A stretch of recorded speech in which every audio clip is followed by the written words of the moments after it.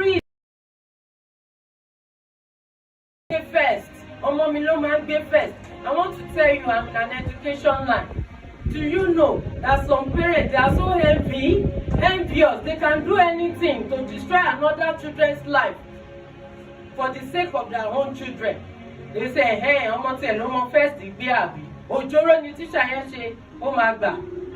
That is where some child being encountering dangers because their parents are being exposed them to what?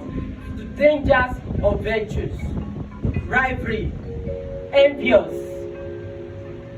If you look in our Bible to 2 Kings 6 from verse 28, it let us understand. When I read that Bible passage, my mommy, my sister, my daddy, I could see that Bible passage let me understand cannibalism, the kind of friends we mingle with, the kind of friends we expose our children to, the kind of things we expose our children to. In that Bible passage, let us understand that, and the king said unto her, what aileth thee? And she answered, the woman said unto me, give thy son, that we may eat him today. How can a mother open his mouth and say, let's eat my own children today, then tomorrow we will eat your own children? If you read that Bible passage, it's because of a reason. But no matter what the reason is, a good mother cannot sacrifice his child because of today. Use your child as a offering because of your own satisfaction. This woman said unto me, give thy son that we may eat him today, and we will eat your son tomorrow. So we boiled my son and did eat him. They will boil somebody's son and they will eat it together because of what? Hunger.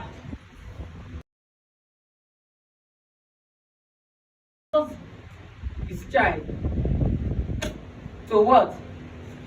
To danger. He exposed the virtues. Every child God has given you is a virtues. There is no waste product child. God has not given us this child to be wasted. He has not given us any children that these children know is a waste, is a dustbin. No child born by mistake. Every child is what? Is a virtues in the hands of God. And a mother open his mouth and say, because of hunger, ẹ jẹ́ ká jẹ ti tèmi, tó bá dọ̀la á jẹ ti tiẹ̀. Ṣé búrẹ́dì ló ń jẹ ni àbí normal food? We are talking of a life that God has given them, a virtues. If they value those children, will they say, let's kill him and eat? Did they know the purpose of God for those children? And I said unto her on the next day, give thy son that we may eat him. And she had eat her son. The one that is white, what did he do? She hid his own son. And the other ones made his own virtues. Pé ẹ jẹ́ ká pa ká jẹ nítorí pé èèyàn, there is hunger, there is famine in the land. No matter the famine in your land, your children will not be a sacrifice for others to eat in the name of Jesus. How do we protect our children's virtues? How do we protect them? How do we protect our children?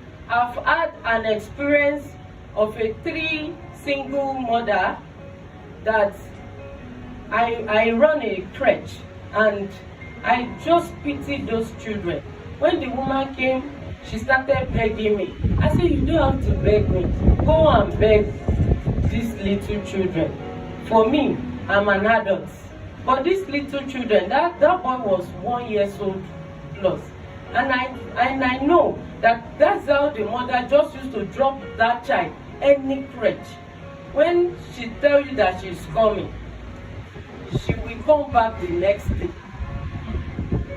She will tell you that now, I have a customer, I have another, I want to go and deliver, I have this, that. Before you know it, she will left.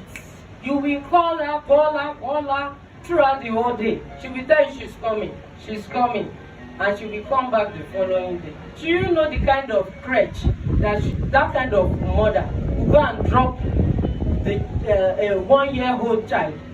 I lock my gates. I didn't open that door. That if truly you are a mother, because that day she said she's not coming, and I noticed that the way she was talking, that's what she has been doing. But I told her that, Madam, if you really love if you don't come and pick this child, I will take this child to Alausa. They are doing well on child education. Lagos they don't joke with any child to suffer. So why would you suffer this child? I said, if you don't come back now, I'm taking this child to Alausa. I know that she will surely come back. Once we hear Alausa, I said we go and face the law. If you can't take care of this child, this is the way you used to do. She now came back around 12 a.m. She was banging the gate and did not open door because you brought this child on a daylight. Bear me witness.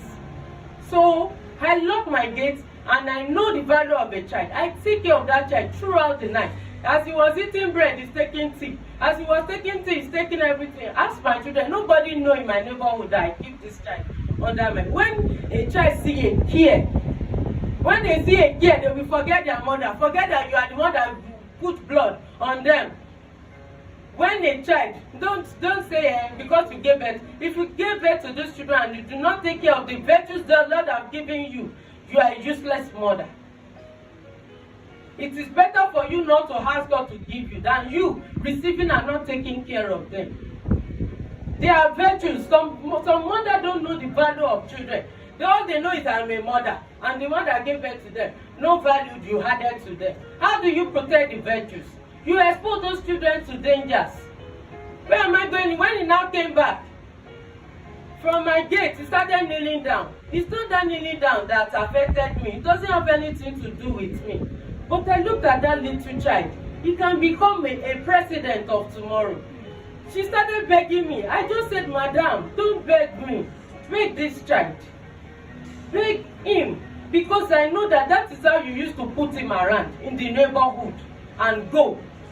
You left because you are looking for daily living and leave them anyhow. When she was looking at me, the way I'm saying all these things, she was still looking at me as if I'm speaking jargons. I said, look at this small boy. He's better than I am. I said, beg this boy. She refused. I said, if you don't beg this boy, then you are not ready to carry him. I will do what I needed to do on this boy. Later, when you see that it's not a joking matter, she has to kneel down and start begging that boy. But behold, where I'm going in this story is, as that little boy is that he cannot say, Mommy, what you did is wrong. The boy just breathed in. That's the next thing I heard from that boy. And I shed tears. I said, look at him. Look at the response for that boy. Because he cannot chastise you, you are a mother. Look at the way you are wasting my life. That's what the boy is telling you. I chastised the woman. I said, please, never in your life. If you know you can't cater for them, look for EPA. You can go to, they have WAPA in our neighborhood. We have women alleviation poverty affairs. Go to that place with this child. Tell them your problem. If they don't help you, they can help this child. Don't just drop in, and by the time I advise her that you don't know what you are carrying. If you know what you are carrying, you won't do it anyhow. And when you now see the boy response, she started shedding tears. Because the boy cannot talk. But all her feelings, her emotions, I'll speak it all from, oh yeah, let's go home. The boy said, I'm not going. I said, it's your mother, you have to go. And she took the boy away. Later she came back. She says, I'm a very good person. I said that she still wants. I said, that's your job that you are doing. That you will leave children overnight. Anywhere you see, any crowd you see, you drop this boy. I said, how many people do you know that maybe they have washed this boy head? They have bathed the boy head with different kind of soap and water. Do you know? And at the end of the day, when the boy grew up, you will say he's not doing well. How did you protect his virtues? How did you train this boy? How did you care for him? You put blame on fathers, but you as a mother, will arise for you in the name of Jesus. Number one, how do we protect our children's virtues? Number one is, do never discuss your children's success story openly, especially in the presence of those whose children are not doing well. You know there are some parents that their children, they are still begging God that if my own son can write 1 to 300, I will appreciate it.